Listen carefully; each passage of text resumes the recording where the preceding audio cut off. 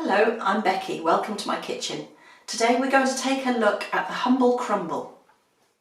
There are lots of different ways of making crumble and I've got two to show you today. The first one is a buttery crumble. So for this you need 300 grams of plain flour, 150 grams of demerara sugar and you need 125 grams of butter. This needs to be unsalted butter, otherwise it gives the crumble a nasty salty flavour. So I'm going to cut that up into smaller pieces. It's good to let it be out of the fridge for a little while just to warm up slightly. And I've got my bowl on a rubber mat so it doesn't slide around all over the worktop. So now we start to rub in. We mix together the flour and the sugar. We coat the butter so it doesn't get too sticky. And we can break it up with our fingers. And then rubbing in is an action using your thumbs against your fingertips with some of the ingredients in between. So you lift it, you rub it, you drop it back. Lift it and rub it, drop it back. And you keep going until you've got something that looks like breadcrumbs.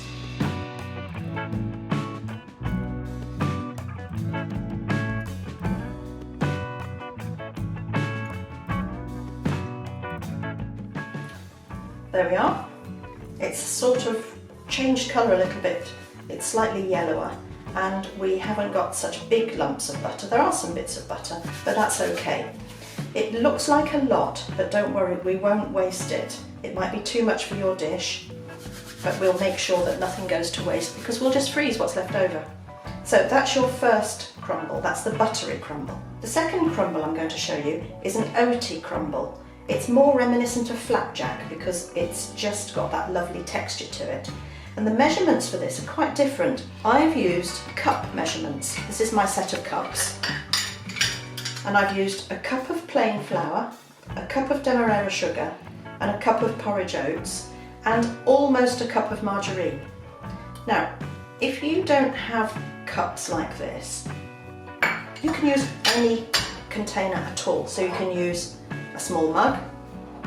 If you don't want to make much crumble at all, you can use a tiny cup. It doesn't matter as long as you use the same cup for all the ingredients. So plain flour, demerara sugar, porridge oats and margarine. And same thing again. Mix the dry ingredients, break up the margarine.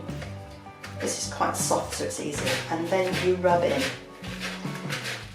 Now, crumble is something that you can make with children, and if you have got children at home and you don't know what to do with them, this is really, it's perfect. They love to get stuck in. They love to get their fingers dirty. Please be careful if you have got them on a chair at the worktop. Think about their safety. We don't want any accidents. And it's even worth considering letting them stand at your coffee table. I know it sounds a bit drastic. Cover it up and have your little ones standing at the coffee table where they can see into the bowl and see exactly what they're doing. Now you can see this one is a much rougher sort of crumble.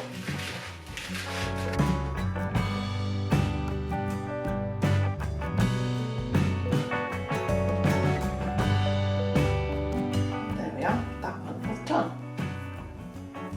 I now need to just wash my hands. The dish that I'm going to use is a 2 pint or 1 litre pie dish, and I know that because I can pour a litre of water into it. So if you're not sure how big your dish is, fill a jug with water and see how much you can fit in, and then you know what size your dish is.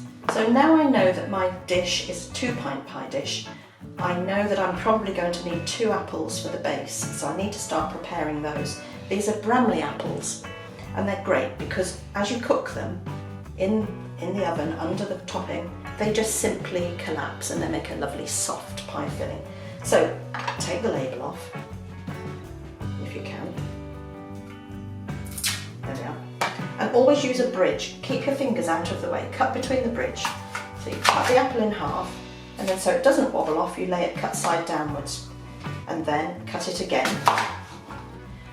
And you need to get the core out. So under the bit where the blossom was, halfway down under the core, turn it round, under the stem, meet up with the other cut, out comes the core, and then you've got to get off the skin. Mind your fingers, try not to waste too much. we'll cut this piece up and put it in the dish, and then I'll do the other pieces as well. So with a bridge again, down, hold it together, and then simply turn it round, cut across, and there you are. You've got chunks, and they go in your dish, but you're going to need more than that.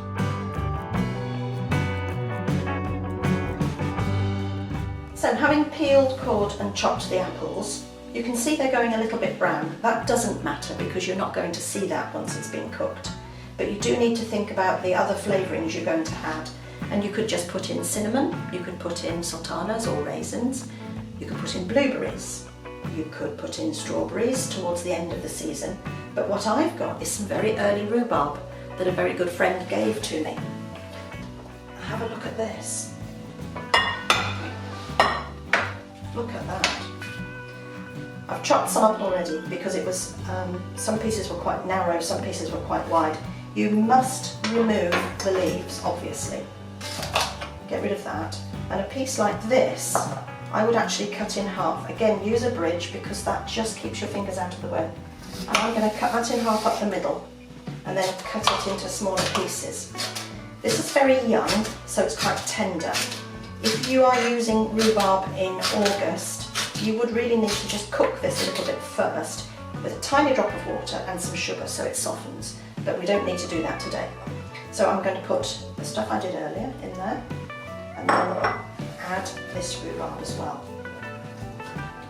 Now you can see that although that looks quite full at the moment, by the time it's cooked it will have shrunk down.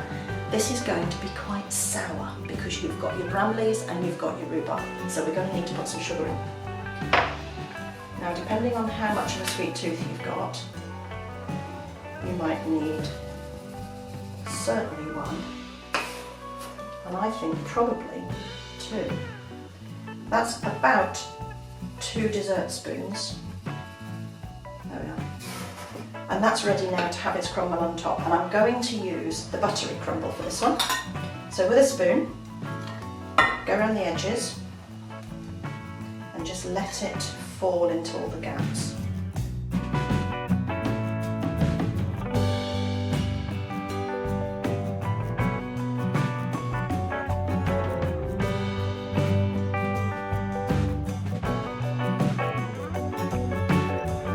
Quite full, but in the oven the apple will soften and it will drop quite considerably. So you do need to pile it up a little bit at this stage, and you can see we've got some left over. So you need a freezer bag, you need to write on it what it is, put it in the bag, put it in the freezer for another day, and you've got crumble ready for some more fruit that you find. So that's our first one, that's our Buttery Crumble. Now we've switched to our Oaty Crumble. And again, we've got our apples. We could add anything at all to this. One thing I haven't mentioned is that you could add mincemeat from Christmas, and that's what I'm going to do. I make my own in November each year. This year I made too much. So I'm going to put some of that in here. Now this has already got some sugar in it, and it smells amazing. So it's really just a glorified mixture of raisins and sultanas with peel. There's suet in there, and that won't do anybody any harm. There are cherries, and that's going to give it a nice fruity flavour. See if I can just dot that a bit more evenly. Okay, so that's a pimped up fruity crumble. We still need to put some sugar in there. Not quite as much as the other one, because the mincemeat's got its own sugar, so just 1 scoop of sugar. That's probably a good dessert spoon, maybe getting on for a tablespoon. And then on goes our crumble. And you can do this with your hands. Pile it on. Let it fall into all the gaps. You can see this one is quite clumpy, but it does give you a slightly more flapjack type of topping. Cover up the fruit. You don't really want any gaps if you can avoid it. And again, it's quite high, but it will sink down as you cook it. And anything left over goes in a bag with a label, and you've got some ready for the next time. Crumble is not called squash, so you do not press it down.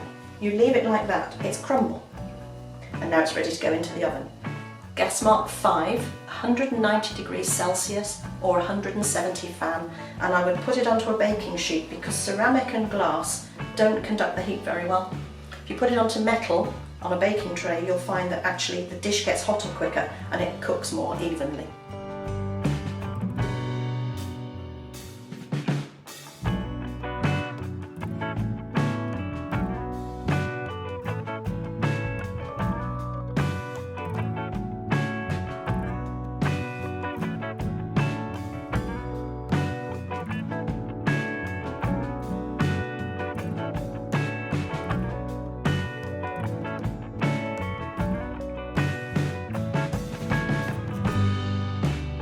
So the crumbles have had 30 minutes in the oven and you can see that they've just dropped down a little bit.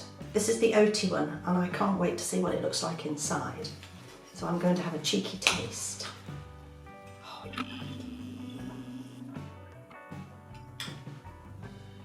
Now if you've enjoyed this, please do like it, share it, and you could subscribe to see what we're going to do next. Thank you for watching. Bye.